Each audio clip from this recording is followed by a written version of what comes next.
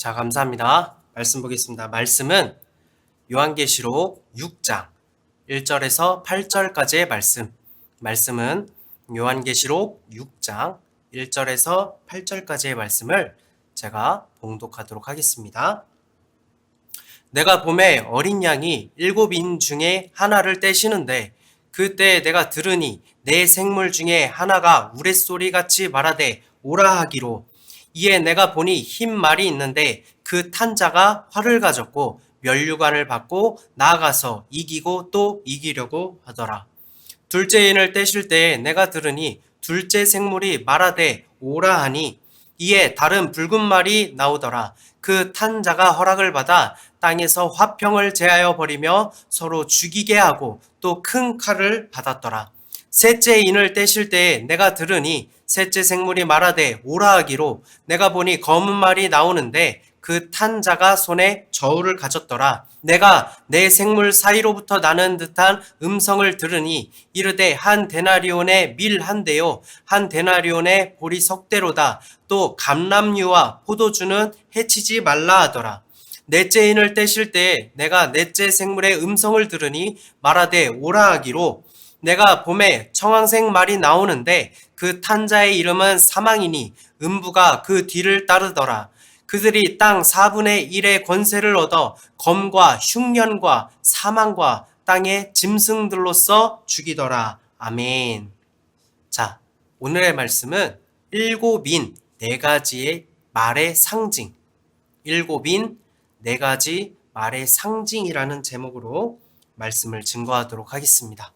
그리스도의 몸된 교회로서, 그의 지체로서 진정한 행복을 누리며 살아오고 계십니까? 아멘. 우리가 예수님을 믿는 이유는 무엇일까요? 복을 주시는 하나님이기 때문에 잘 믿어서 이 땅에 복락을 누리기 위함일까요?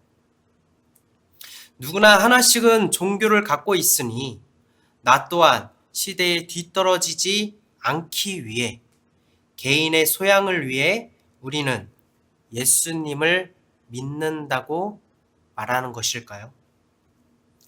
우리가 예수님을 믿는 이유는 구원을 받아야 하기 때문입니다.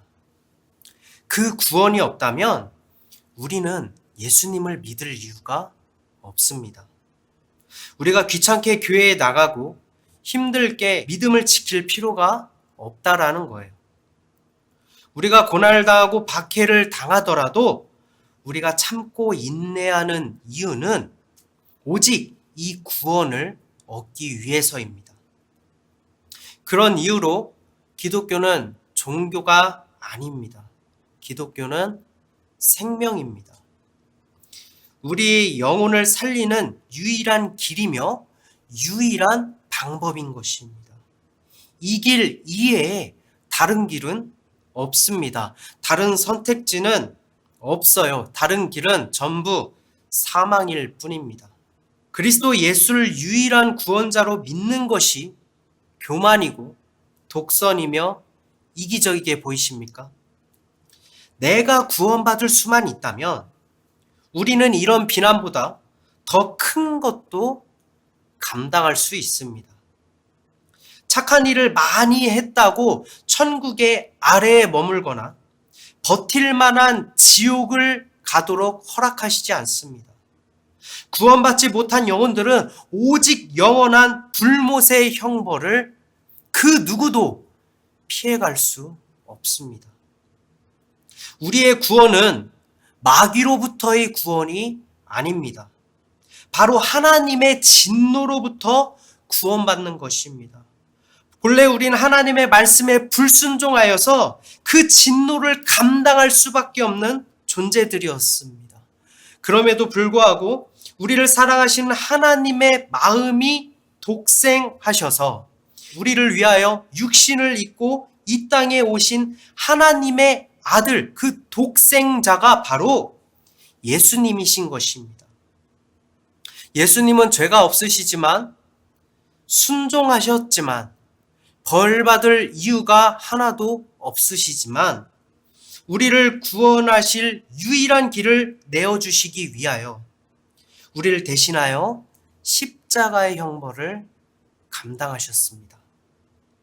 하나님을 그것을 기쁘게 여기셨고 우리가 예수님을 믿으면 그와 연합함으로 하나님께 순종함을 이룬 것이고 우리가 예수님을 믿으면 그와 연합함으로 하나님을 바라보며 그가 하나님을 아버지라 불렀듯이 우리도 하나님을 아버지라 부를 수 있게 되는 것입니다. 우리는 이 구원을 위해 살아가야 합니다. 우리는 정말 바쁘고 할 것도 많고 신경 쓸 일도 너무나도 많지만 이 구원이 우리의 목적이 되어야 할 줄로 믿습니다. 오직 예수 그리스도만이 우리의 구원이시며 오늘 본문의 말씀 또한 우리의 구원자이신 예수 그리스도를 증거하고 있습니다. 오늘은 지난 시간에 이어서 요한계시록의 7인이 무엇을 상징하며 예수 그리스도의 증거는 무엇인지 살펴보는 시간을 가졌으면 좋겠습니다. 먼저 두루마리와 7인은 무엇일까요? 요한계시록 5장 1절의 말씀입니다. 내가 봄에 보좌에 앉으신 이의 오른손에 두루마리가 있으니 안팎으로 썼고 7인으로 봉하였더라. 아멘. 보좌에 앉으신 이는 하나님이심을 우리는 알 수 있죠. 그의 오른손에 두루마리가 있다는 것은 시편 98편 1절의 말씀입니다. 새 노래로 여호와께 찬송하라. 그는 기이한 일을 행하사 그의 오른손과 거룩한 발로 자기를 위하여 구원을 베푸셨음이로다. 아멘. 우리를 구원하시려는 하나님의 계획이 하나님께 있음을 의미하는 것입니다. 두루마리가 안팎으로 쓰였다는 것은 그 내용이 너무나도 복잡하고 너무 그 양이 많아서 두루마리의 안과 밖까지 기록하였다는 것이 아니라 택하신 이스라엘 백성과 이방 민족까지 구원하실 하나님의 계획을 의미하는 것입니다. 하지만 그 구원을 이루기 위하여 7가지의 인으로 봉인하셨다라는 거예요. 계시록 5장 2절에서 4절까지의 말씀입니다. 또 봄에 힘있는 천사가 그 음성으로 외치기를 누가 그 두루마리를 펴며 그 인을 떼기에 합당하냐 하나 하늘 위에나 땅 위에나 땅 아래에 능히 그 두루마리를 펴거나 보거나 할 자가 없더라. 그 두루마리를 펴거나 보거나 하기에 합당한 자가 보이지 아니하기로 내가 크게 울었더니 구원보다 중요한 일은 제가 없다고 말씀드렸죠. 그러나 이 세상 어디에도 하나님의 구원을 이룰 자가 없다는 사실에 사도 요한은 크게 눈물을 흘린 것입니다. 5절의 말씀입니다. 장로 중에 한 사람이 내게 말하되 울지 말라. 유대 지파의 사자 다윗의 뿌리가 이겼으니 그 두루마리와 그 7인을 떼시리라 하더라. 아멘. 하지만 상심하지 않을 것은 두루마리의 7인을 떼시리가 있다는 것입니다. 그분이 누구라고 합니까? 요한계시록 22장 16절의 말씀입니다. 나 예수는 교회들을 위하여 내 사자를 보내어 이것들을 너희에게 증언하게 하였노라. 나는 다윗의 뿌리요 자손이니 곧 광명한 새벽별이라 하시더라. 아멘. 그분이 바로 다윗의 뿌리이며 자손이신 예수님이시며 요한계시록 22장 16절에서 자신을 나타내고 계신 것입니다. 계시록 5장 6절의 말씀입니다. 내가 또 보니 보좌와 내 생물과 장로들 사이에 한 어린 양이 서 있는데 일찍이 죽임을 당한 것 같더라. 그에게 7뿔과 7눈이 있으니 이 눈들은 온 땅에 보내심을 받은 하나님의 7영이더라. 아멘.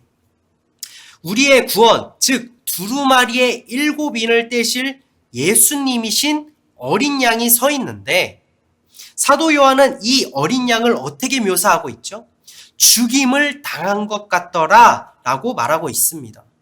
우리는 이를 두고 죽임을 당하심, 즉 십자가에서 고통을 이미 감당하신 분이 7인을 떼시니 이 말은 다시 얘기하면 앞으로 7인을 떼시는 시점은 예수님께서 십자가에서 고난을 당하시고 승천하신 후에 그 이후의 일로 오해하기가 충분하죠.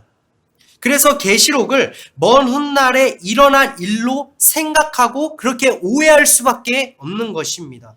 그러나 이 말씀은 지금 이 환상을 보고 있는 사도 요한이 어느 시점에 있는지를 살펴볼 필요가 있습니다. 계시록 1장 19절의 말씀입니다. 그러므로 내가 본 것과 지금 있는 일과 장차 될 일을 기록하라. 아멘. 사도 요한은 성령에 감동하여 환상을 보고 요한계시록을 기록한 것이죠. 그리고 많은 고난을 받는 교회들에게 너희가 고난을 받는 이유가 무엇이며 너희가 싸우고 있는 그 실체가 무엇인지 그리고 어떻게 이길 수 있는지에 대하여 알려주시는 하나님의 배려가 바로 요한계시록이라고 제가 말씀드렸잖아요. 그들과 사도 요한은 무엇이 다르기에 사도 요한은 이 편지를 전달할 자격이 그에게 있는 것일까요? 19절에서 내가 본 것과 이 말은 사도 요한이 예수님과 함께 공생애를 보내며 그의 죽으심과 부활하심을 직접 눈으로 경험하였죠.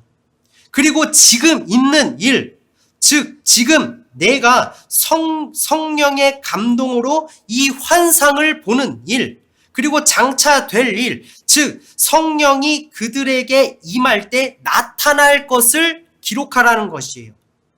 사도 요한은 육의 인지와 영의 인지를 동시에 깨닫게 된 자입니다. 무엇으로 그렇게 됐죠? 성령의 감동으로. 사도 요한은 환상을 볼 때 처음에는 예수님이 누구신지 몰랐습니다. 형제처럼 여기며 그의 품에 기대기도 했던 자신이 예수님의 거룩하심을 이 환상으로 접할 때 그는 그 앞에 죽은 자와 같이 엎드려졌다라고 기록되고 있잖아요. 그러자 예수님께서 친히 내가 전에 죽었었고 사망과 음부의 열쇠를 가진 자라고 자신을 나타내신 것이 계시록 1장 17절에서 18절에 기록되고 있습니다. 다시 5장으로 돌아와서 그 어린 양이 일찍이 죽임을 당한 것 같다라는 의미는 사도 요한이 지금 자신이 보고 있는 이 환상을 기록하면서 이전에 자신이 직접 눈으로 보았던 우리를 위해 십자가에 달리신 그분, 부활하신 그분, 이 어린 양은 예수님을 말하는 거야 라고 우리에게 친절하게 설명을 해주는 것입니다.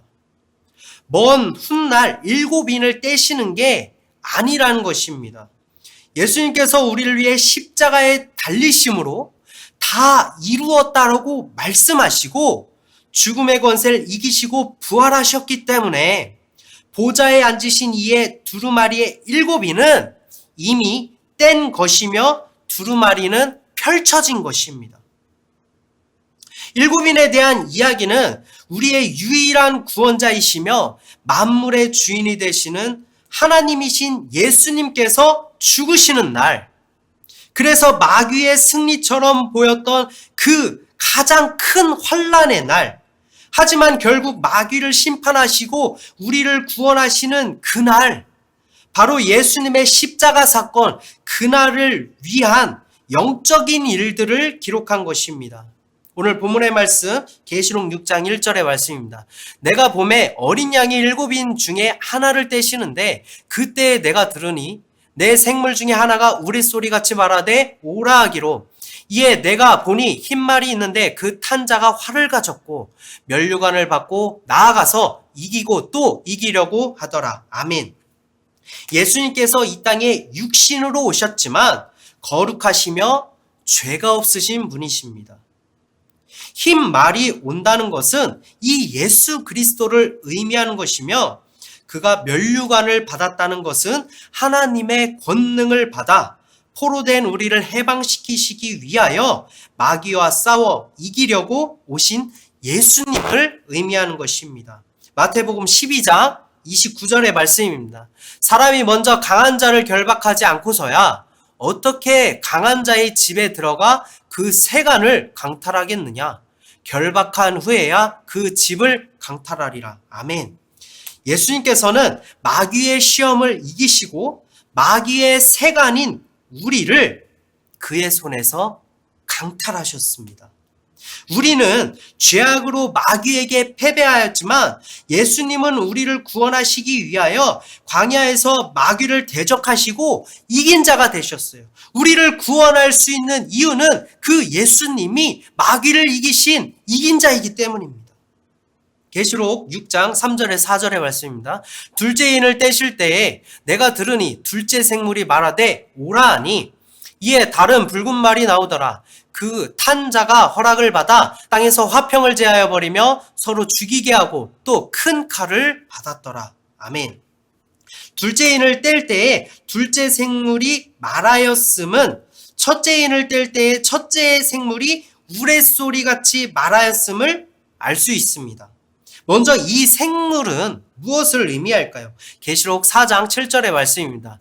첫째 생물은 사자 같고, 둘째 생물은 송아지 같고, 셋째 생물은 얼굴이 사람 같고, 그 넷째 생물은 날아가는 독수리 같은데, 네 생물은 사자와 송아지, 사람의 얼굴, 독수리로 표현되고 있습니다. 이는 에스겔서 1장에서 좀 더 자세하게 묘사되어 있는데 이 생물의 머리 위에는 궁창이 있고 그 궁창에는 보좌의 형상이 있으며 보좌의 형상에는 한 형상, 사람 모양 같다라고 기록되어 있습니다. 네 생물에서 사자는 유다의 사자이신 예수 그리스도를 뜻하는 것이며 송아지는 우리를 위해 제물이 되시는 예수 그리스도를 뜻하는 것이고 사람의 얼굴 같다는 것은 우리와 같은 육신으로 임하심을 의미하는 것이며 독수리와 같다는 것은 성령으로 임하실 예수님을 의미하는 것입니다. 예수 그리스도의 이러한 속성이 하늘의 보좌, 즉 모든 것 위에 거하시는 하나님의 뜻인 것이에요. 내 생물로 표현된 이 예수 그리스도의 영이신 성령님께서 우리를 위한 구원을 이루시기 위하여 이 내 생물로 일하고 계시는 모습을 우리는 그 의미를 발견할 수 있는 것입니다. 붉은 말은 우리의 죄를 씻어주시기 위하여 보혈의 피를 흘리신 예수님을 의미하는 것입니다. 그 탄자가 허락을 받아 땅에서 화평을 제하여 버리며 서로 죽이게 하고 또 큰 칼을 받았다는 것은 마귀에 사로잡혀서 마귀의 생각과 마귀의 습관에 따르는 우리가 인식하는 그러한 화평이 아니라 예수님께서 구원을 주시기 위하여 이 땅에 오셨으며 마귀이며 독사 새끼인 우리에게는 그러한 구원이 화평을 제하는 일이며 서로 불화하게 만드는 것입니다. 왜요? 싫거든요. 육신대로 살아가고 싶거든요. 마태복음 10장 34절에서 36절의 말씀입니다. 내가 세상에 화평을 주러 온 줄로 생각하지 말라. 화평이 아니오 검을 주러 왔노라. 내가 온 것은 사람이 그 아버지와 딸이 어머니와 며느리가 시어머니와 불화하게 하려 함이니 사람의 원수가 자기 집안 식구리라. 아멘. 예수님께서 큰 칼을 받은 것은 우리에게 그 칼을 주기 위함입니다. 에베소서 6장 17절의 말씀입니다. 구원의 투구와 성령의 검, 곧 하나님의 말씀을 가지라. 아멘. 그 검은 하나님의 말씀이신 성령이며 우리는 믿음을 지키기 위하여 검이신 성령에 의지하여서 싸울 수 있는 것입니다. 그 대상이 내가 사랑하는 가족일지라도 말이죠. 너무나도 마음 아픈 일이지만 여러분, 마귀는 나의 사랑하는 가족을 이용해서라도 나를 넘어뜨리려 만드는 우는 사자와 같이 우리를 삼키려고 두루 찾아다니고 끊임없이 우리를 방해하는 존재라는 것을 기억하시기 바랍니다. 그럼에도 불구하고 우리에게 중요한 것은 나의 믿음입니다. 예수님께서 십자가에 달리시고 보혈의 피를 흘리심으로 나의 죄를 씻어주셨기 때문이에요. 그래서 가정에서 이 믿음을 지키기 위해서 불화가 일어나고 있는 것들, 예수님께서도 이미 이 땅에 오실 때 그 믿음을 지키기 위해서, 그 십자가의 도를 따르기 위해서 우리에게 그러한 불화가, 그러한 화평을 제하는 일이 있을 거라고 미리 말씀해 주신 것입니다. 오늘 본문의 말씀 계시록 6장 5절에서 6절의 말씀입니다. 셋째 인을 떼실 때에 내가 들으니 셋째 생물이 말하되 오라 하기로 내가 보니 검은 말이 나오는데 그 탄 자가 손에 저울을 가졌더라. 내가 내 생물 사이로 나는 듯한 음성을 들으니 이르되 한 데나리온의 밀 한 대요 한 데나리온의 보리 석 대로다. 또 감람류와 포도주는 해치지 말라 하더라. 아멘. 검은 말이 올 때에 한 데나리온의 밀 한 대요 한 데나리온의 보리 석 대로다라는 의미는 기근이 우리에게 임한다는 것을 의미합니다. 그러나 그 기근은 육신에 먹을 음식이나 물이 없음을 의미하는 것이 아닙니다. 아모스서 8장 11절에서 12절의 말씀입니다. 주 여호와의 말씀이니라. 보라, 날이 이를지라 내가 기근을 땅에 보내리니 양식이 없어 주림이 아니며 물이 없어 가람이 아니요 여호와의 말씀을 듣지 못한 기갈이라. 사람이 이 바다에서 저 바다까지 북쪽에서 동쪽까지 비틀거리며 여호와의 말씀을 구하려고 돌아다녀도 얻지 못하리니. 아멘. 예수님께서 이 땅에 오셔서 병든 자들을 고치시고 죽은 자도 살리셨죠. 그러나 병을 고치기 위해서, 죽은 자를 살리기 위해서 오신 게 그 목적이 아닙니다. 육신은 결국 예수님이 살리더라도 다시 죽기 때문입니다. 병은 고치더라도 죽음 앞에서 일반이기 때문입니다. 예수님께서 이러한 이적을 행하실 때는 그들에게 죄 사함을 주셨어요. 즉 보혈의 십자가로 우리의 죄가 사하여질 때 우리를 영원히 구원하실 권능을, 그 권능을 표적으로 나타내신 것입니다. 그것이 천국의 복음이며 예수님께서 많은 이들에게 말씀하신 것도 이 구원을 위한 말씀이시지 삶을 살아가기 위해서 교훈을 주신 게 아닙니다. 나중에 산상수훈에 대한 이야기도 제가 그 비유 모든 것들도 제가 다 언급하겠지만 예수님께서 우리에게 삶의 교훈을 주시기 위해서 성인으로 오신 게 아니라 우리의 구원자로 오셨다라는 사실을 기억하시기 바랍니다. 그러나 예수님께서 십자가에 달리심으로 죽으실 때 우리에게 이 모든 말씀이 끊어진 것이에요.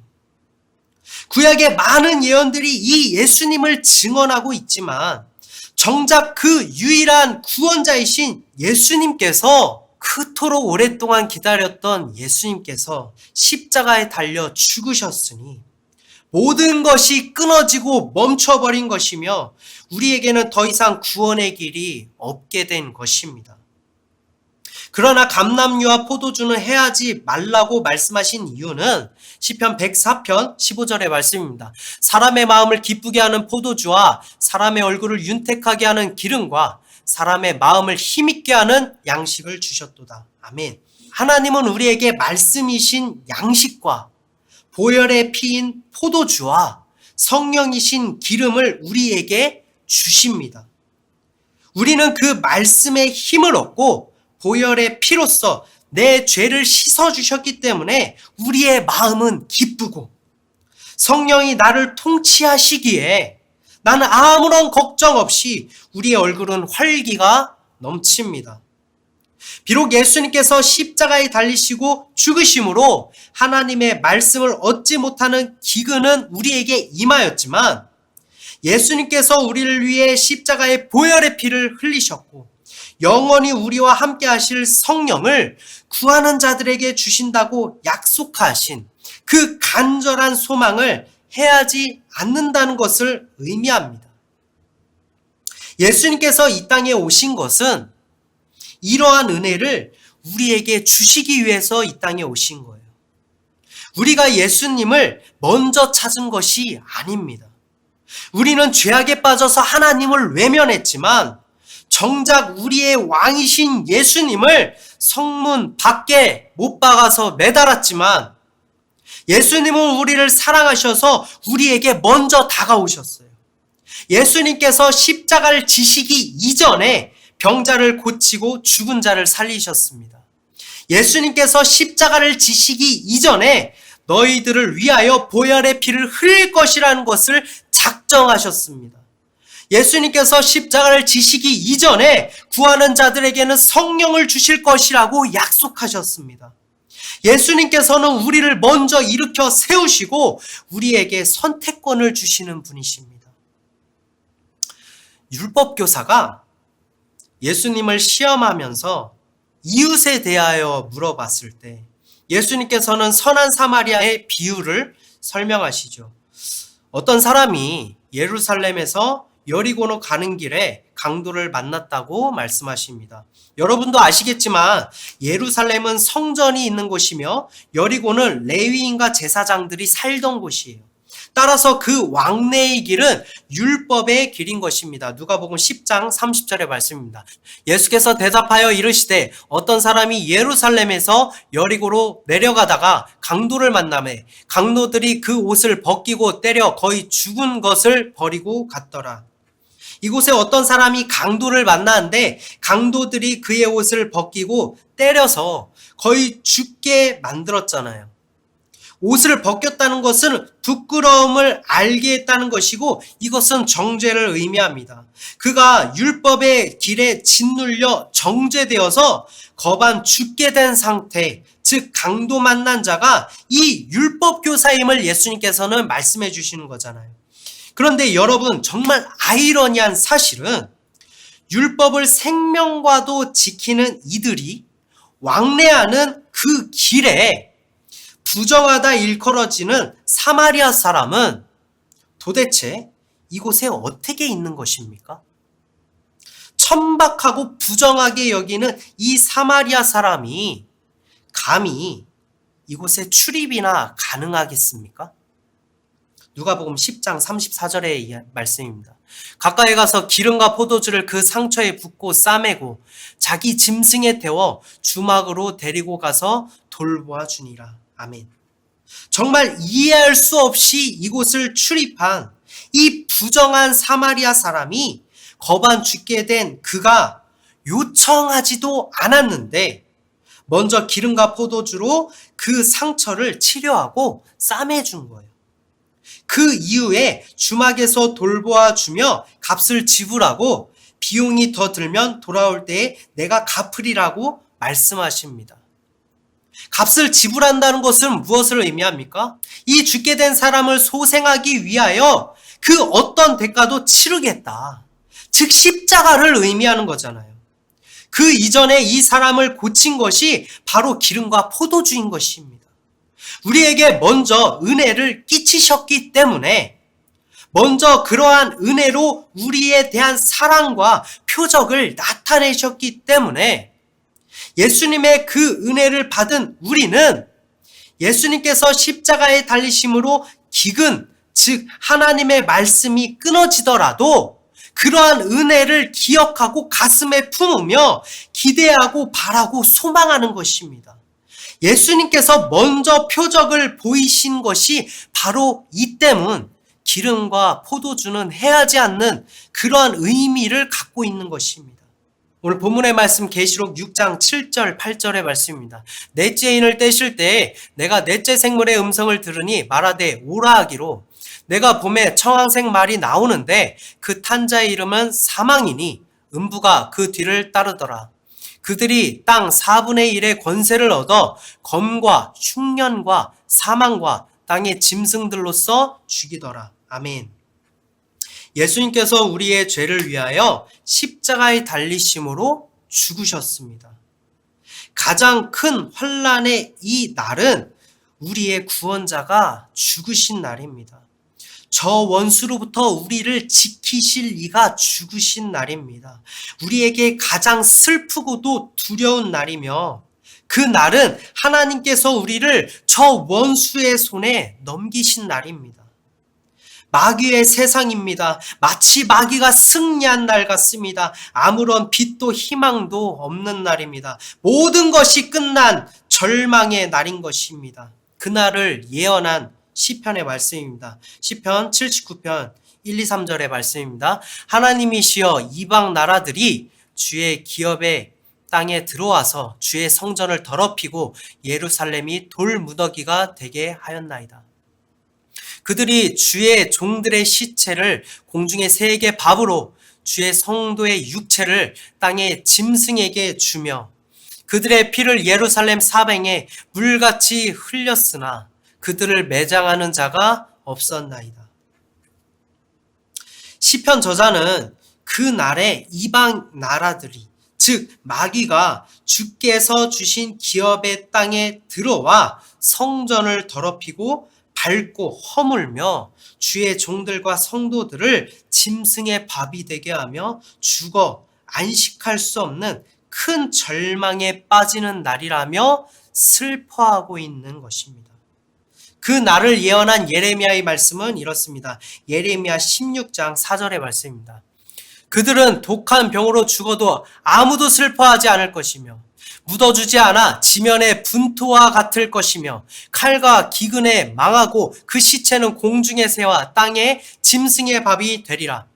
예레미야 19장 7절의 말씀입니다. 내가 이곳에서 유다와 예루살렘의 계획을 무너뜨려 그들로 그 대적압과 생명을 찾는 자의 손에 칼에 엎드려지게 하고 그 시체를 공중의 새와 땅의 짐승의 밥이 되게 하며 성경은 오직 예수 그리스도를 향하고 있다고 증언하고 있습니다. 성경은 역사를 위해 기록된 책이 아니라 오직 우리를 구원하시기 위한 생명의 책임을 기억하시기 바랍니다. 많은 예언서에서 언급된 이러한 큰 환란이 찾아온 것은 바로 우리의 죄 때문입니다.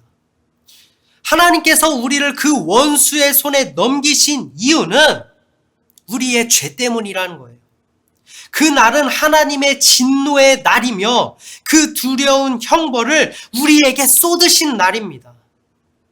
그런데 우리가 받아야 할 그 진노를 홀로 감당하시는 분이 계십니다. 그분이 바로 여러분의 죄를 대신하여 십자가에 달리신 예수님이신 거예요. 우리를 너무 사랑하셔서 당신을 너무나도 사랑하셔서 천지를 지으신 하나님이 자신의 생명을 아끼지 아니하시고 단번에 그 가장 저주받은 모습, 그 가장 저주의 십자가의 사형틀에 당신을 위해 단번에 달리셨습니다. 그 십자가는 너무나도 두려운 것이기 때문에 감당하기에는 너무나도 무거운 것이기 때문에 겟세마네 동산에서 땀이 핏방울이 되시면서까지 할 수만 있으시거든 이 잔을 내게서 옮기소서라고 기도로 간구드렸고 나의 뜻대로 마시옵고 오직 아버지의 뜻대로 하시옵소서라며 순종하셨습니다.